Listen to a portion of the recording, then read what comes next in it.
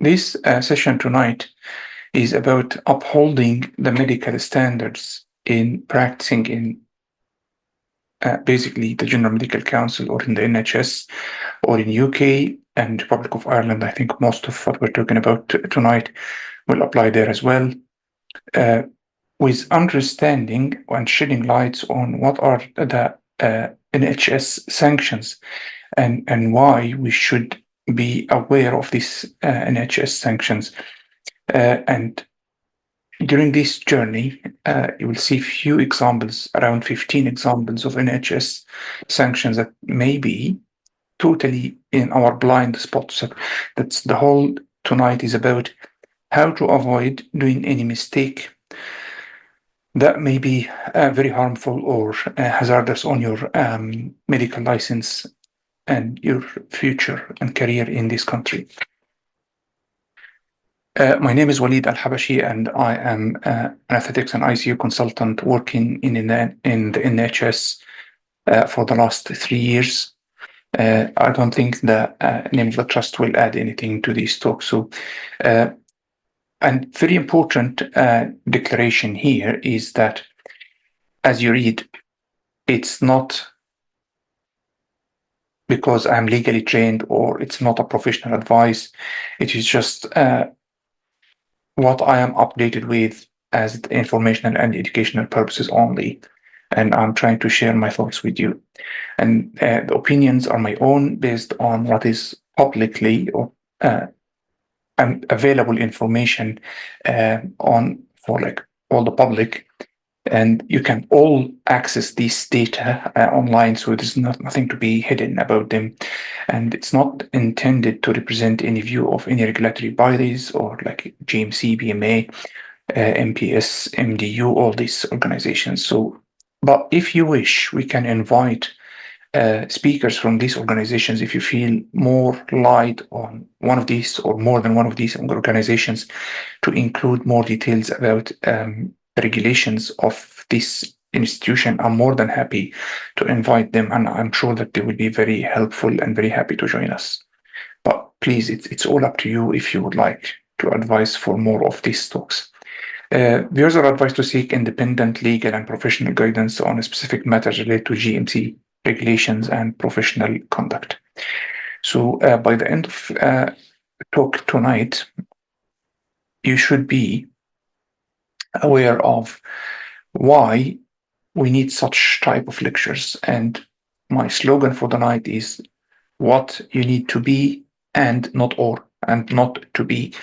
And that's the slogan that will be across whole lecture tonight. What are the regulatory bodies and professional bodies related to our employment as a medical doctors in practice of medicine in United Kingdom? What are the good medical practice standards from GMC? What are the different sanction grades with case examples? And if I would like to get more data, where to sail or where to navigate to find more data about all this stuff. So the first question is, do we really need to know about this, or you can be fine with no issues and be like no interest in knowing such knowledge because I don't want to be stressed or distressed about it. This is in an article in the BMJ opinion in 2021, raising a concern about Black and ethnic minority groups in the NHS. So in its ruling vindicating Karim, the tribunal said, and here please quote, it is the tribunal's quoted from the tribunal quotations, or what they said is the UK graduate ethnic minority doctors, the UK graduate ethnic minority doctors, that we are not originally from the British system, are 50% more likely to get sanction or warning than white doctors. And here we are talking about the ethnic minority groups, which are more frequently referred to investigations and more likely to face sanctions than the UK graduates. And the question here is why? you can presume anything, but we'll try to discuss that and find more what support our hypothesis during this journey. But no one can deny that we have differential access to support and training compared to the UK trainees. And there's definitely, from regulatory bodies, there's some efforts done towards that issue, because whenever it comes as like a public opinion about a point, they do the efforts. But still, there is a significant gap in how the Black and minor ethnicity groups and doctors are treated compared to our counterparts from the white British. And again, that's not my personal opinion. This is WRS, or Workforce Race Equality Standard, which started or induced its action under the NHS in 2015 to ensure that all employees from the BME, let's say the BME as the abbreviation, now you're aware it is Black and minor ethnicity groups background, have equal access to career opportunities and receive fair treatment in the workplace. There are 5 pillars and 5 different pathways they are evaluating and following up and tracking how is that happening. So the first term is the career progression. So everyone of the BME has access to upgrade as to be a consultant in his career, and is paid the same. And there are specific indicators definitely to trace that one. And I believe myself as a good example for that. It is a successful plan. So I am coming as a consultant via the Caesar pathway, which was like recently recruiting a lot of more consultants via this pathway. So this pathway is mainly done for the international medical doctors. Disciplinary actions, the BME doctors, particularly internationally medical graduates here who are actually studied medicine and trained out of UK, are more likely to be referred to GMC and face more disciplinary action. And this reflects systemic issues in treatment by regulatory bodies. And you can always find all what I'm talking about in this Workforce Race Equality Standard report. Third part is the training and academic performance. And BME doctors and IMGs tend to underperform exams and training assessments compared to their white counterparts. Bullying and harassment. The NHS staff surveys, again, it is a survey by whole NHS with the freedom to speak. BME doctors experience higher level of bullying, harassment, and discrimination from colleagues, patients, and even the public. And the fifth pillar here is the board representation. We are, as a BME group or Black ethnic minority, are getting less representation and getting less academic posts and less leadership posts compared to the white British colleagues. And here, as I said, I'm just sharing what is published everywhere. There's nothing from my own opinion here. The question is, we are graduated from National College of Medicine in our countries, and we went to the GMC to register via either the PLAB pathway or MRCS, European Diplomas. So we are knowledge-wise, we have enough knowledge. Then we passed through the language testing, either IELTS or OET exams. So we had been accredited as a good language skills. And then we had been went to GMC pathway over months when they examined and investigated everything. And they found that we actually deserve to be on the medical register with a license to practice, because we are fulfilling all the criteria after a thorough investigation of the whole process. Then we apply for jobs and we attend inductions in our trusts before we start. So with this comprehensive process out of medical student until you are recruited as a medical doctor, where do you think, and the question is to you here attending this, and I'm asking you if you please share in that poll, where do you think is the problem. So it's the poll in front of you. Which of these phases, or which is the weakest circle, or which is the weakest link here? So is it National College of Medicine? Is it the PLAB or MARCES or the knowledge proof? Or it is your communication skills with IELTS and OET are not sufficient?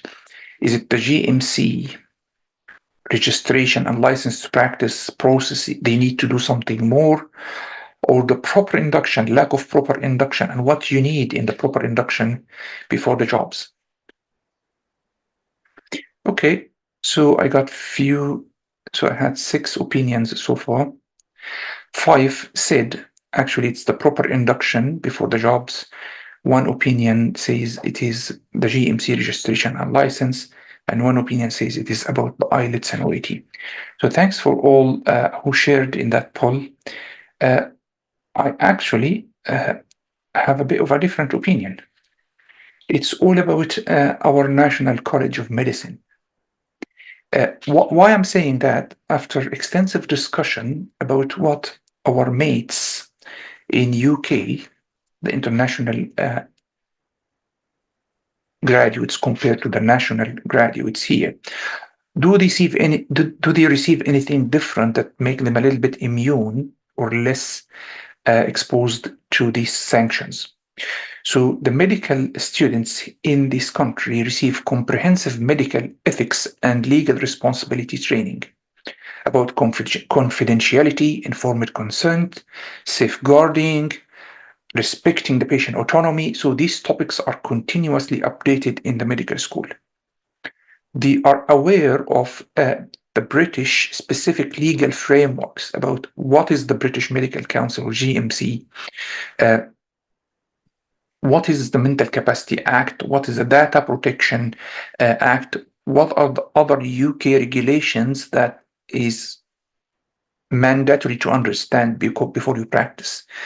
They as well go on simulation-based training, extensive simulation-based case-based training with real-life scenarios when they discuss medical legal problems, like dealing with a difficult patient, breaking bad news. And we are not extensively, when we graduated, I don't know what's happening in the colleges now, just to be fair with them, then they receive formal induction and proper mentoring in the FY stage, like a fellow in training in year 1 and year 2, even before they get their license to practice in FY1, they get a proper mentorship. They ask hundreds of questions about the medical practice. We are not exposed to this kind of mentorship.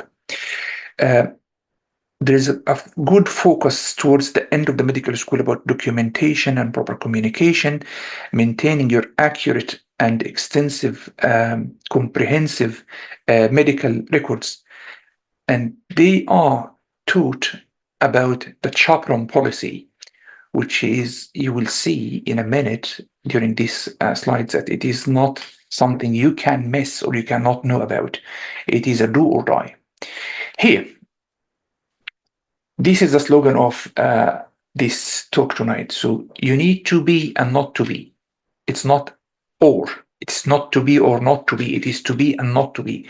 To be honest, if you ever lie to the medical council, to the police officers, to insurance, to anyone, and you are proven liar, that will reach the GMC, and most likely you will either get a strike off or strike off.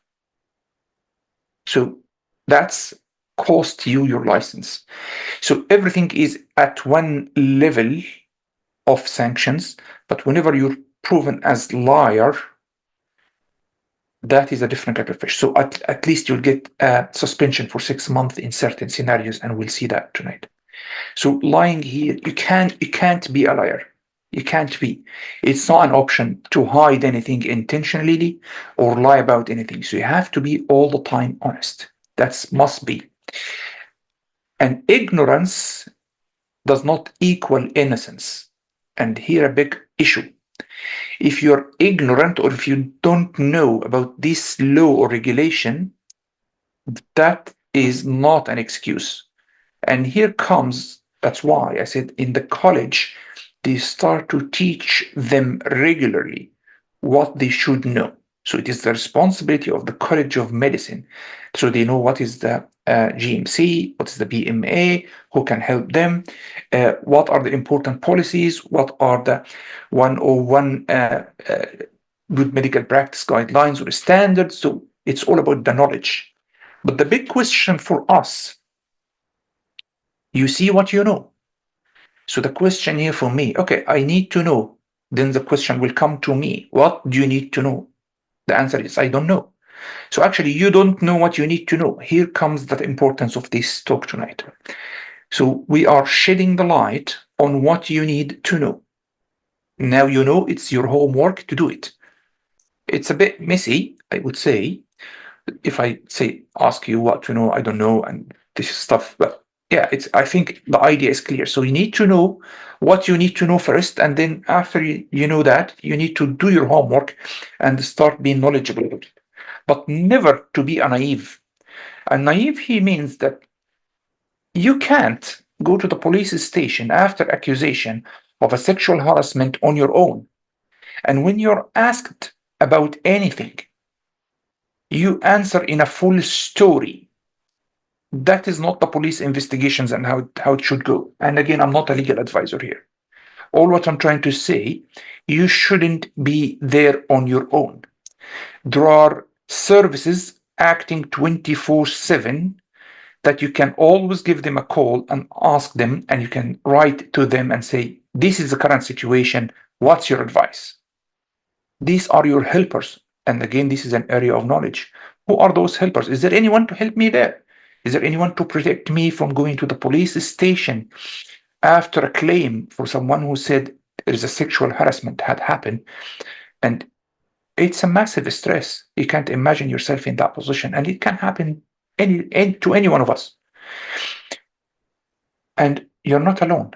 So don't be alone. Ask for help. Ask. If you don't ask, you wouldn't get the answer. You will keep your blind spots in the blind spots. That's what we're trying to avoid tonight. So part of this ask here is the WhatsApp group. So please share with your friends. Everyone is welcome to join us. Everyone is welcome to ask questions.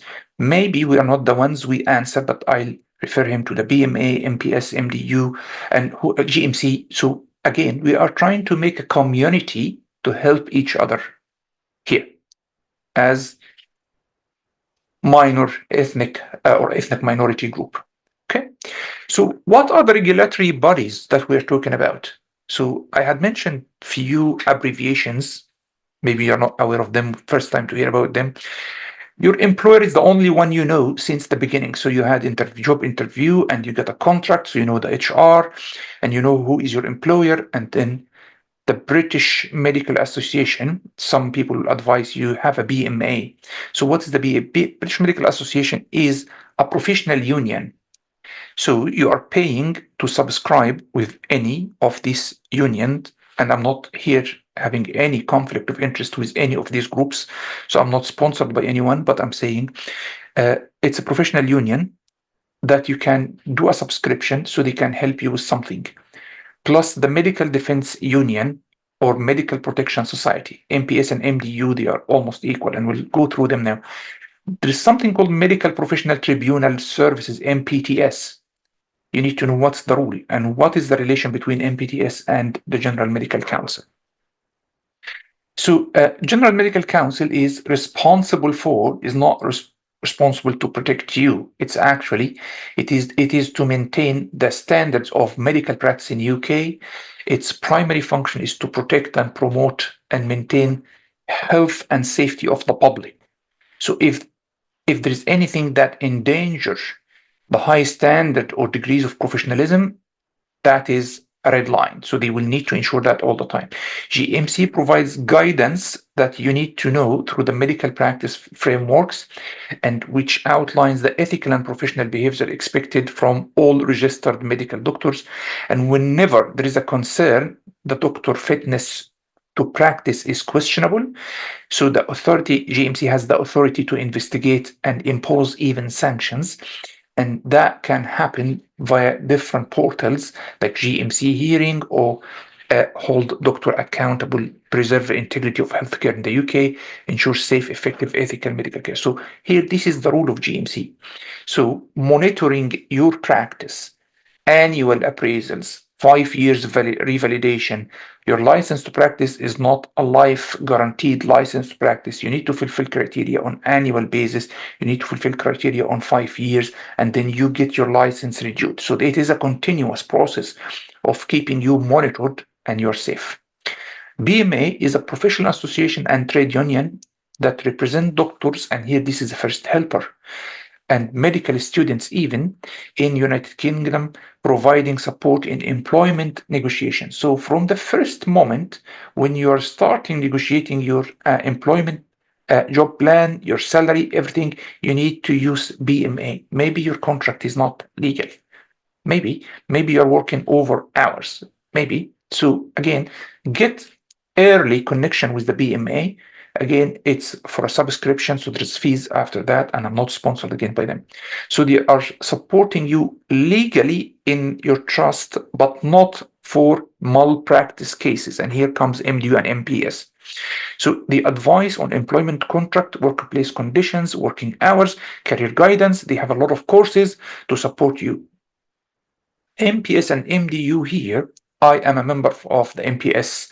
I don't know how much the MDU is charging for their services, but I mean, I've been with the MPS since I was in Republic of Ireland, so I'm always with them. I don't recommend them by name, but like feel free to go on both websites, have a chat with an agency from here and there, an agent from here and there, to decide where to go. But both are offering you the legal representation and indemnity for doctors facing complaints, clinical negligence claim, disciplinary hearing, GMC fitness to practice investigation. So don't go to the police station if it's anything related to profession without this officer supporting you, or at least over the phone.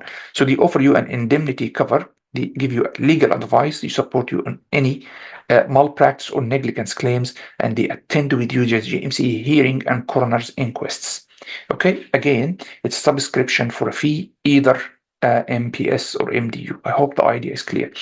Now, when the GMC have any concern about your fitness to practice, they issue hearing process, and they do that via different independent agencies or tribunal service, which is the MPTS here.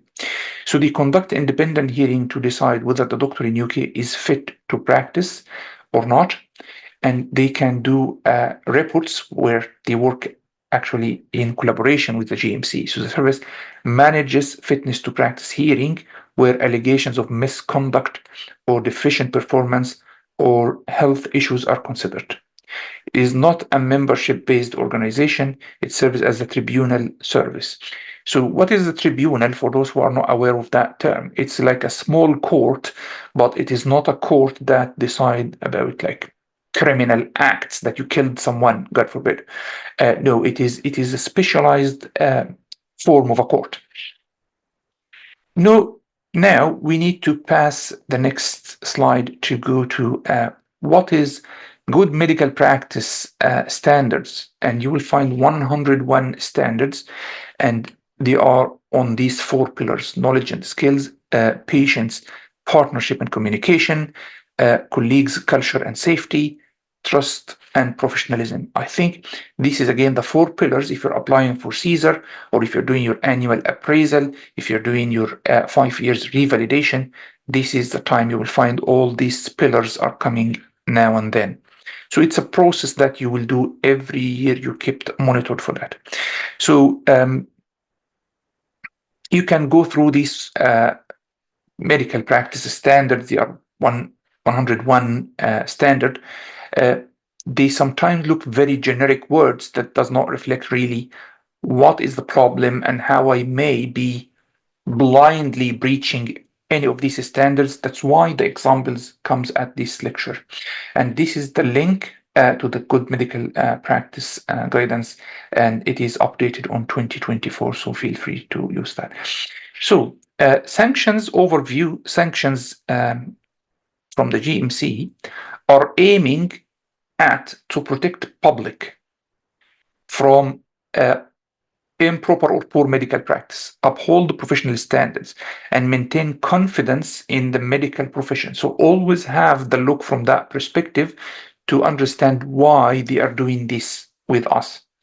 So sanctions are like different grades of sanctions. So what are sanctions? It could be like a no action, nothing happening, or it could be a warning. It could be undertaking and conditions.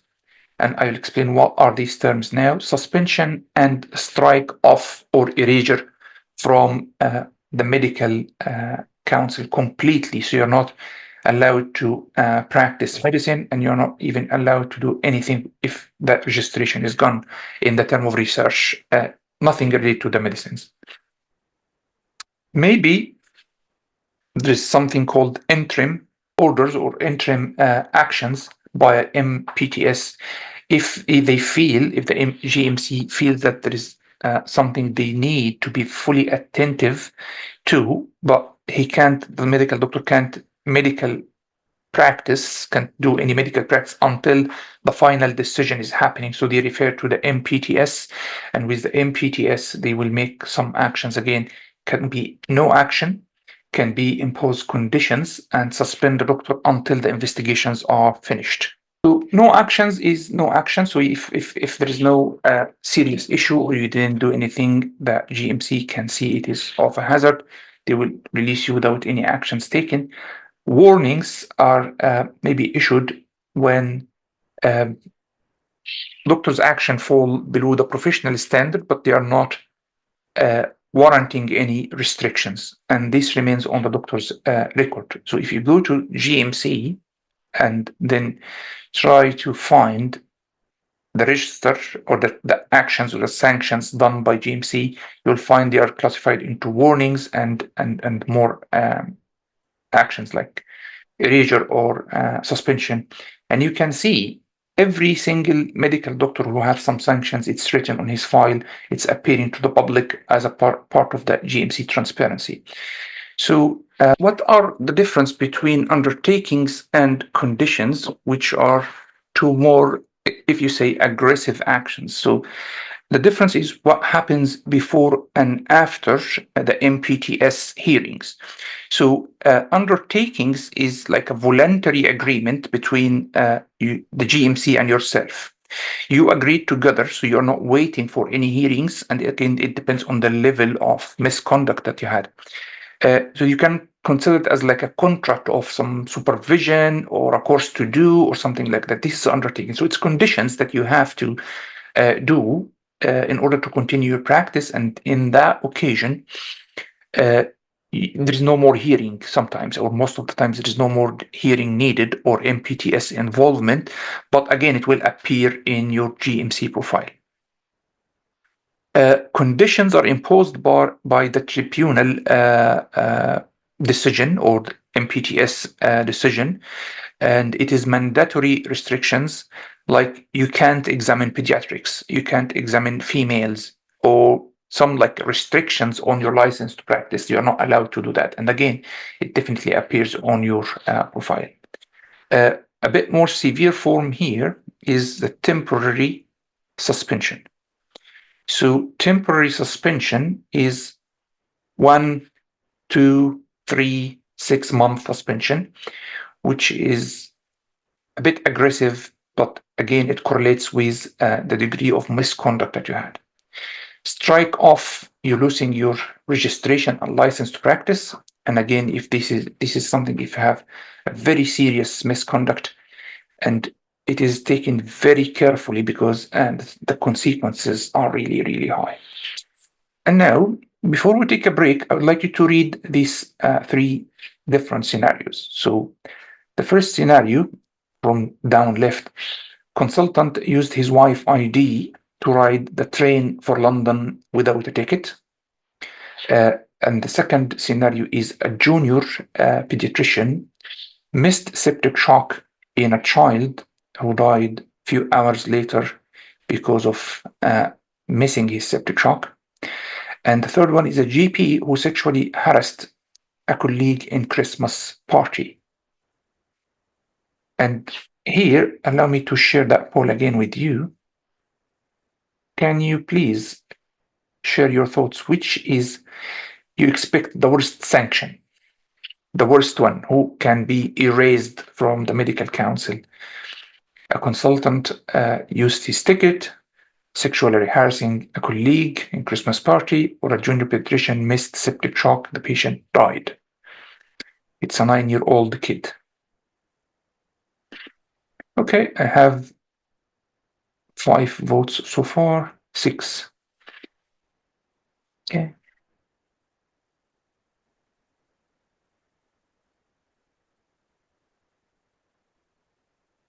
Okay, so we have 6 votes. One said the consultant who used wife's ID. Second said 1 vote for junior pediatrician missed septic shock diagnosis, and 4 votes on GP who sexually harassed a colleague. Congratulations, that's right. So the worst sanction had sat to the GP who sexually harassed. But you need to know it is a case-by-case judgment and discussion. Let me see what are, okay. And 1 vote is 14-1 here inside. Okay. So we'll pause here because it's been 30 minutes. So take a breath. Human factor says no one can be listening to a talk more than 25 minutes. So big deep breath. You can have a rest for a minute. And okay, welcome back. So according to the BMJ, published in 2010 article is improper relationships are the most common reason for being struck off. So that's is it the only reason to be struck off? Definitely not, but this is the most common. So you need to have a lot of caution in that one. And here, the case number 1. So this is our case. Medical colleague, let's say her name is like X or Y. In 2011, this is the most common case you can always read about in the GMC sanctions. It's the most common. It's used in almost every course about teaching about GMC regulations, standards, and sanctions. So it's in 2011, 6-year-old child with a Down syndrome had a heart condition, died from septic shock due to multi-organ failure during his hospital care, including miscommunication, misunderstanding, IT issues. Dr. XY, the junior pediatrician involved in this case, was actually convicted of gross negligence manslaughter in 2015 and struck off the medical register by the GMC. And the question here, is it actually a one-way process? No, it's not. And here comes a very important point. However, after widespread support from the medical community and recognition of systemic pressures she faced and failures in the system, the High Court ruled in 2018, so 7 years later. And Dr. XY had returned to the medical register, acknowledging that the hospital failures, not the personal incompetence, were the primary responsibility for this tragic outcome, and no further sanctions were imposed on her. So this is a link to that. It's again, her name may not be XY, it's just symbolic for her, but you can find that in the GMC. It's not. So again, her license is back. Good. If you remember our scenario about the doctor who is using his wife's ID for train for London, So he's a pediatric cardiac anesthetist, suspended for 6 months. It was in the BBC. Everyone in UK knows about it. Because he used his wife's travel pass for 55 times. And here, again, as we said, every case is judged separately. And the GMC stressed that his repeated dishonesty damaged the public trust. So that is the rationale in the medical profession leading to his suspension. Again, don't ever lie. Okay? That is the key message from that case. Our third case is how demonstrates how serious the GMC approaches any sexual harassment. So multiple, like I can say easily, tens of cases on GMC either suspended or struck off because of sexual harassment. Depends on really the degree of the sexual harassment, and again, it's judged case by case. Okay, so the fourth case is, let's say Dr. M.A. Left abortion papers, psychiatric reports, and confidential patient records at her rented flat when she's moving out. So the GMC actions found 300 patients in unlocked cupboard, strike off the medical register. So it's not just sexual harassment. So my advice to you, please, if you're doing your Caesar application, it's not enough to anonymize. You need to keep patient confidentiality as per the GDPR guidelines. Leave everything in the hospital. If you would like to keep anything of these records at home, you have to anonymize it completely. You don't need any of the patient addressographs. You don't need to use any of these patient-related details to document that you have done a cesarean section or an abortion or anything like that. Psychiatric reports, it is confidential details. So again, be very vigilant, please. It's a do or die. I think most of us know that piece of knowledge.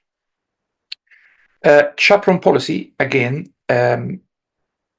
if you discuss the medical students here, you will find that chaperone policy is taught to them from year 1 or 2 medical student and emphasized in multiple sessions, comes in every GMC sanction discussions. So Dr. MS involved in carrying out invasive examinations for his own gratification, breached General Medical Council guidelines on the use of chaperone during intimate examinations. So intimate examination means you're examining the patient without a barrier, like breast examination without a bra. You can't do that. So any intimate examination, it says my internet is unstable. Any intimate examination needs to have a chaperone, and either male to male, female to female, or male to female, female to male. It does not have anything to do with the sex of the medical doctor and sex of the patient. It has nothing to do with that. Okay, so whenever you're doing any intimate examination, at least to offer chaperone policy, the chaperone to be in the room according to the chaperone policy. And if he doesn't want that and deny that, please document. And if you're very skeptical or you feel there's something wrong, don't waive this chaperone in the room. Don't waive it. It's your decision. It's not the patient's decision. Okay, so again, strike off because of that. One of my colleagues who actually helped a lot for me to understand a lot of these backgrounds, again, his name is not AA, it's just symbolic here because it is still running a case, and I got his consent to discuss that anonymously. So he is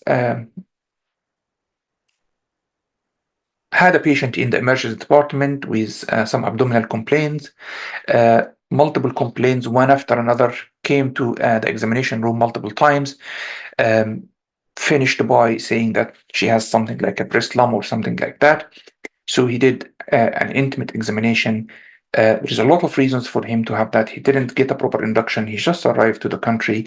He's not aware of the chaperone policy. He didn't get a proper induction to the policy and procedure guidelines to the trust. So he was sued in the police. And one of the mistakes that we learned a lot from is never to attend the police station in such allegation or accusation.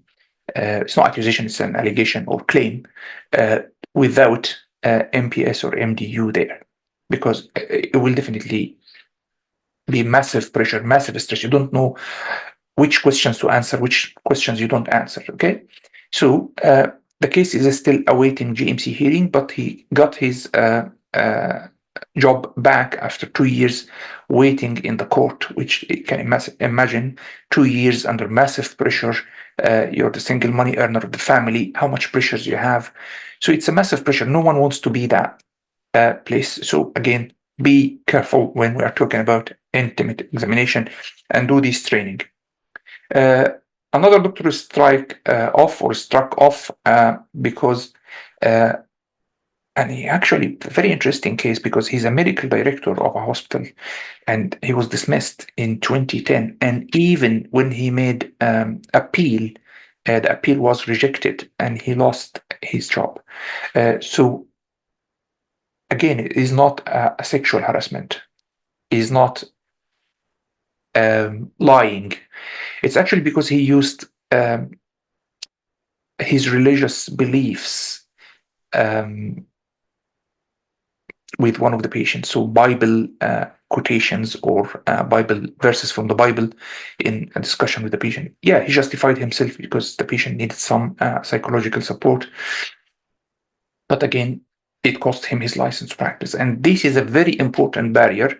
And there is a separate talk about that one, about how to separate between the professional standard on practice and your religious beliefs.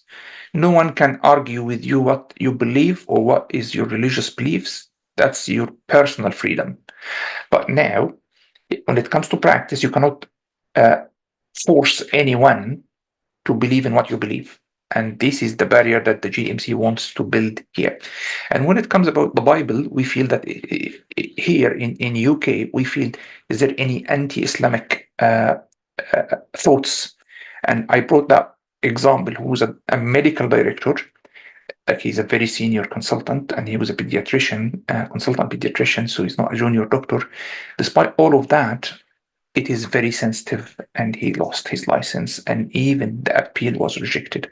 You can read more about this case. Again, one of the important cases to read about.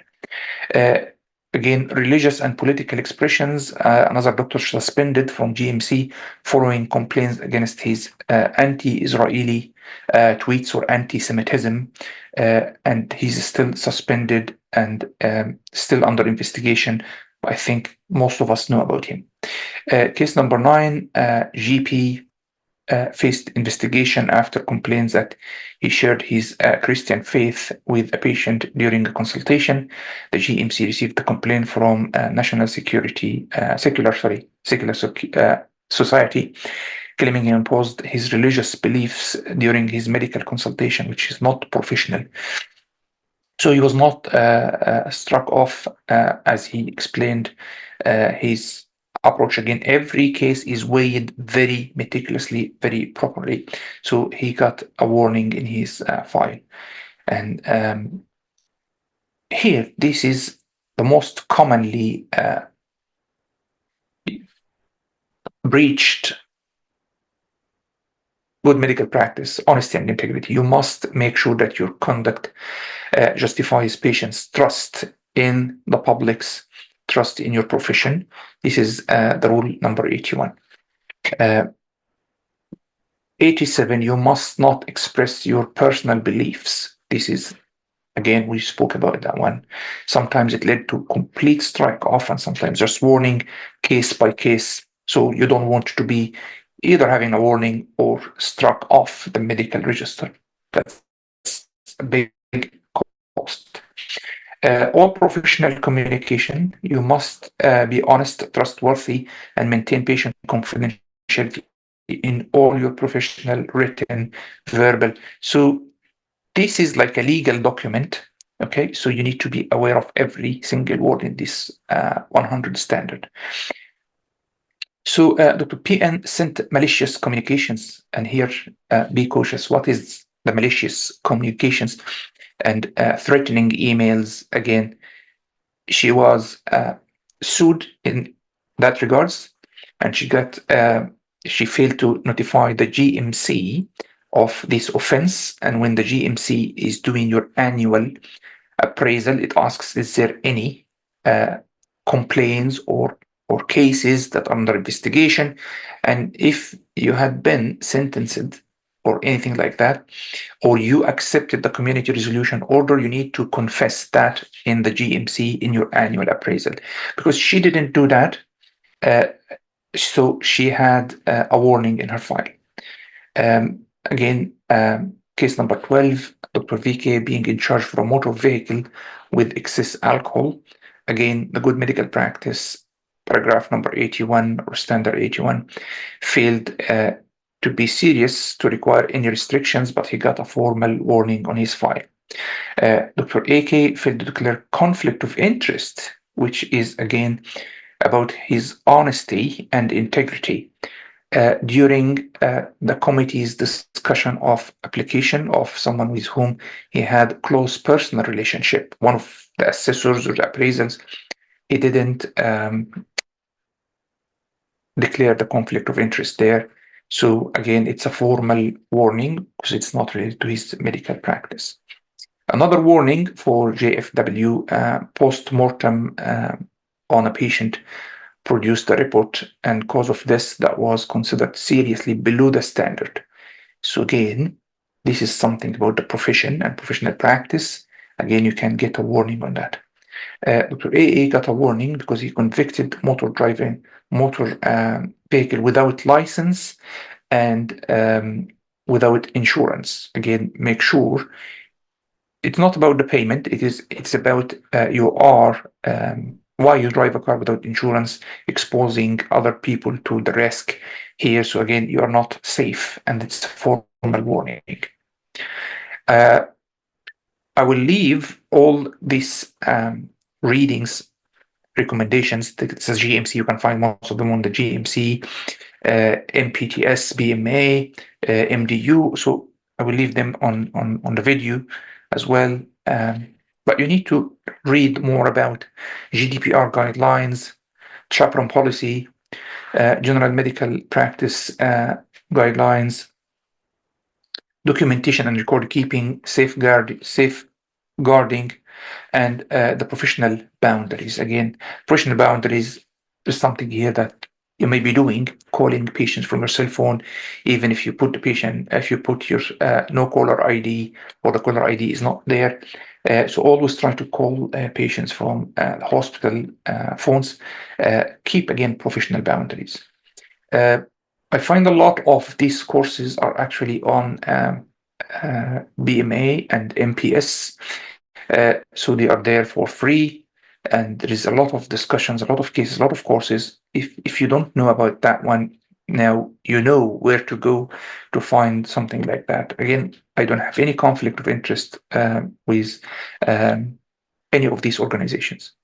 Maintain professional boundaries, maintain confidentiality, respect and courtesy, uphold trust, declare any conflict of interest are like the main recommendations if you are sharing any video in the social media. And maybe that's one of the reasons we find it difficult to say anything about our medical practice, as in the term of teaching and coaching and all that stuff. It's not an easy to fulfill all these criteria all the time, and you feel under massive pressure to review everything once, twice, and thrice. Thank you very much for listening. I will stop the share now, and please write your questions, and you're allowed. We're still recording this session. You can now unmute yourselves and you can start your video if you wish. We're still recording. The questions in the first section that will be recorded is actually in English only. So please stick to English because our different colleagues from non-Arabic speaking countries, we would like to maximize the benefit, and thank you. Okay, so any questions? No questions here so far. Okay, so Ahmad Magdi, please, would you like to unmute yourself? Thanks so much for being here, Ahmad. Thank you, Dr. Walid. This is a very interesting lecture. I'm so sorry I was on duty, so I missed a part of this lecture. So I will see it in the recording. Inshallah. Yeah. Uh, Thank you. There is any program for orientation about this issue I came to when I welcome to England. There is any orientation in the hospital to me about these issues? Okay. So because you are coming new to the hospital, you have what they call the induction. So the induction is your orientation about the hospital and trust policies. They will give you courses in the term of how to prescribe before they give you the username and password, order chest X-ray, order any radiological investigations. A lot of these things, how to get your scrubs and your ID, all that stuff. But in that depth, they, I believe myself, it's a weak point here. That's why I felt I've never had anything related to that when I came to this country or even to Republic of Ireland. You know what I mean? So it is not something they teach regularly. The chaperone policy is like only given to the GP trainees because I'm not sure why. It should be in everyone's induction process. There's a lot of weak areas that we are not aware of, but maybe no one knows that you're not aware of because you don't know what you're studying in the medical school and what you're not studying. We actually can't judge what the medical schools are teaching in the moment in Egypt because I've lived in Egypt like 22 years now or 20 years ago. So again, they don't know that you don't know. That's the main challenge here. You know, that is the main point. So my recommendation, bodies like PMA or similar, MPS, MDU or similar, go there. You'll find a lot of courses, and I think I didn't miss. I had a lot of research in the last few weeks about sanctions and all the grades of sanctions, trying to open your eyes on these important things. But now you are aware of these small traps down in your line or down in your path. So don't again. And whenever you're in doubt, ask. So that's the point. That's the most important message for tonight. Ask, ask, ask. Don't stop asking. Ask everyone. Ask medical student. Ask fresh graduate FY1 or two. As I keep asking, I'm a consultant now for 3 years, and I'm still asking the FY1 and 2 and the SHOs or CTs, ST trainees. It's whenever you open it, and you will be surprised actually when you ask someone in a meeting, you will find some discrepancy between different opinions, and then you can, oh, there's no agreement on this or that. Like the medical school, I was told that in the medical schools in the last year, but other medical schools are not teaching that.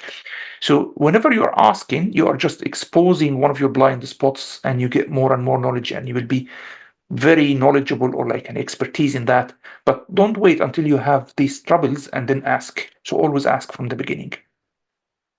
But the Thank induction you. doesn't cover this area, unfortunately, Ahmed.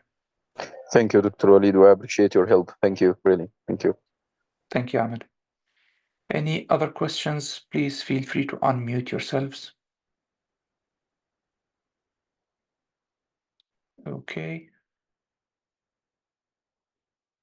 lovely. So I'm stopping the recording now.